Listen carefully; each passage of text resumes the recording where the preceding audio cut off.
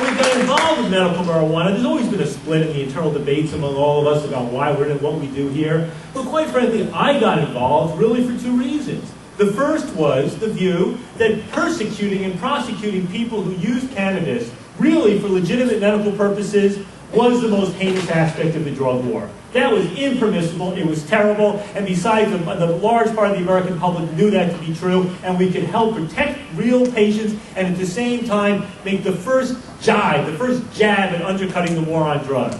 But there was a second reason. And the second reason was that we hoped and believed that by opening up this struggle over medical marijuana and playing on an issue where the public had first begun to part ways with the drug warriors, that we could also change the broader climate, the broader sentiment, the broader way of thinking and perceiving what marijuana was about. We could shift the imagery of who was the marijuana user from the 17-year-old with a tie-dye t-shirt and the blonde dreadlocks to the 50 and 60 and 70-year-old grandparent and aunt and uncle and brother who's struggling with whatever it might be. Right? It was about shifting broader public opinion, right? I don't know what, when Dennis Perone said that night in 1996 election, all marijuana use is medical, part of me said, shut up, Dennis. And another part of me go, right on, Dennis, right? It was that split, about how we maneuvered this thing forward. So I think that this medical marijuana thing is absolutely pivotal. Now, California, that opening up, I think that the dispensary system and the fact that it is open so broadly in California actually can and does provide a model for the broader regulation and control of cannabis writ large. If this system can be stabilized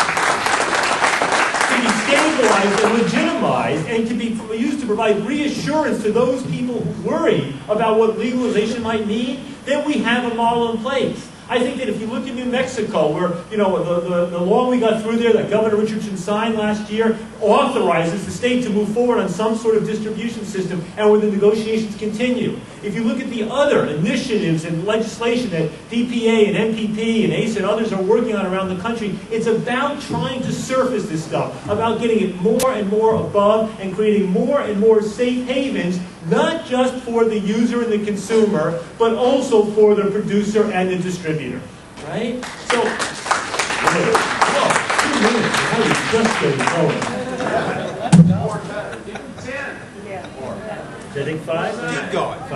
Yeah, We started late. So here's the thing. I think there is a model there. Now I got to say, there is this issue about, is there going to be an element of self-regulation about how we do this thing? There's an element about how, like look at what happened to the coffee shops in the Netherlands. They started bubble up, expanding. First they got shut down, then the rules got out there. Everybody agreed, as Craig showed in his data, you'll get shut down if you got a coffee shop, if you start selling white powder drugs or having kids or there's any violence, but otherwise we'll tolerate it. And they expanded, and some city councils began running them. And at some point, they got to the point where the coffee shops were flexing their muscles, but they started advertising in KLM magazine, the airline magazine, right? And there was 1,000, and at that point, everybody started going, wait a second, that's going too far.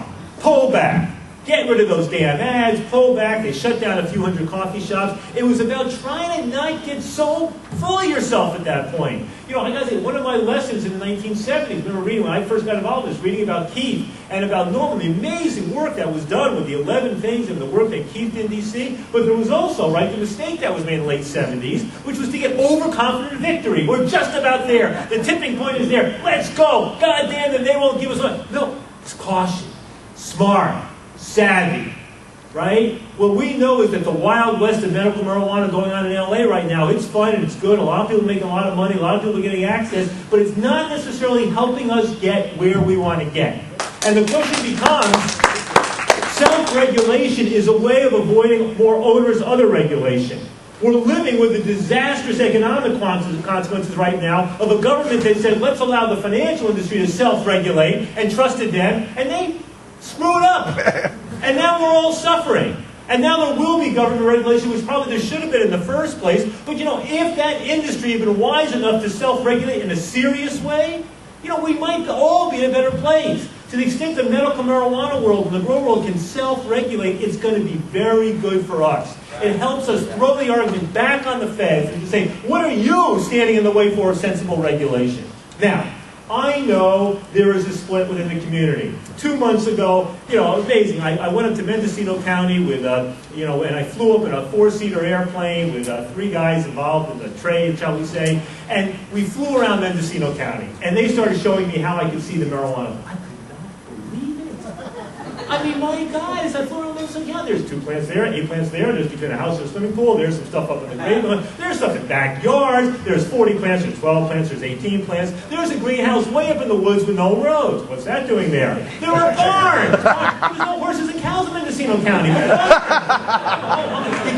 It was amazing. And I started going, what's going on here? And some of the girls go, we don't want to legalize this stuff. We got it good right now. We want to take away. This is nice, right? And others are going, we want legalization because we want to be the Napa Valley of marijuana. Yeah. I understand that split, but and I have to say there are moments when I ask myself, what is it we're fighting for here? Part of me goes, yeah, make it legal. This is, the criminalization is immoral, it's counterproductive, and then I say to myself, well, if we do legalize it, is it going to be a kind of Napa Valley sort of thing? Or is it going to be the tobacco, alcohol, and pharmaceutical companies coming in and taking over the whole thing and selling it in packs of 20 or whatever it's going to be? What's going to happen there? And then I say, well, so what bothers me most about the whole thing? Is it the fact of illegality? Or is it the negative consequences of prohibition in the form of arrest?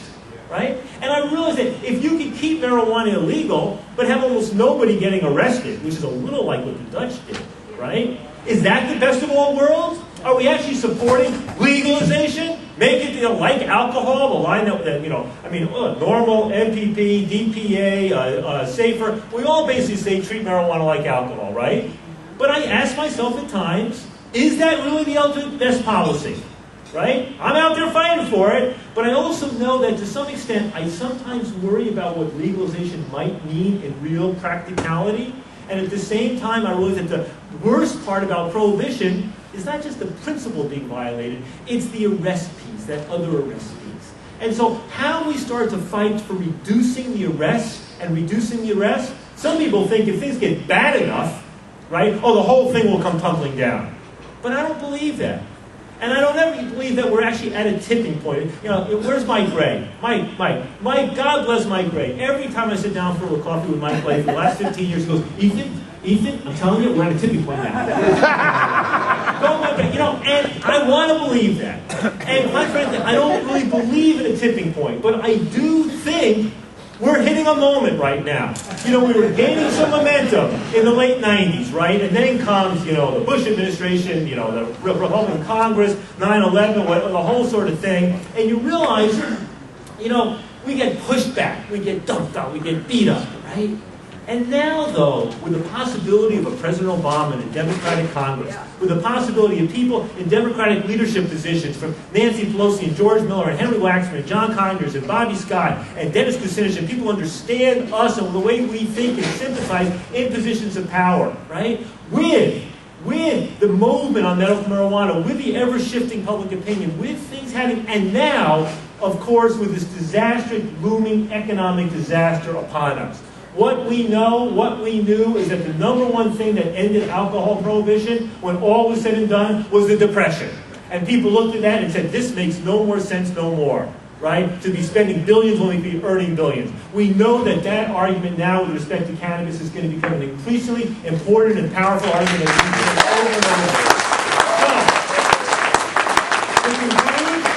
medical marijuana, to the extent that we can self-regulate, be smart, be strategic, and hold ourselves out as the model for the ultimate legal distribution and control in a way that, remember, you say legalize to people, what they think is legalize means out of control. They don't yet understand that prohibition means an abdication of regulation. Therefore, the public needs to have their hands held and understand that making it legal and that there is a system of regulation. Second, hit that. If there's a silver lining on this disastrous economic situation, apart from the changing national political scene, it's the opportunity for serious marijuana reform. Third, the point that everybody's been making about the coming out, finding a way to strategically come out. The gay rights movement, I believe, is the great model and big brother for the marijuana reform movement. It's about people coming out in the movies and in the sitcoms and also in your personal lives, finding a way to do that as much as possible. And on that note, I end. Thank you.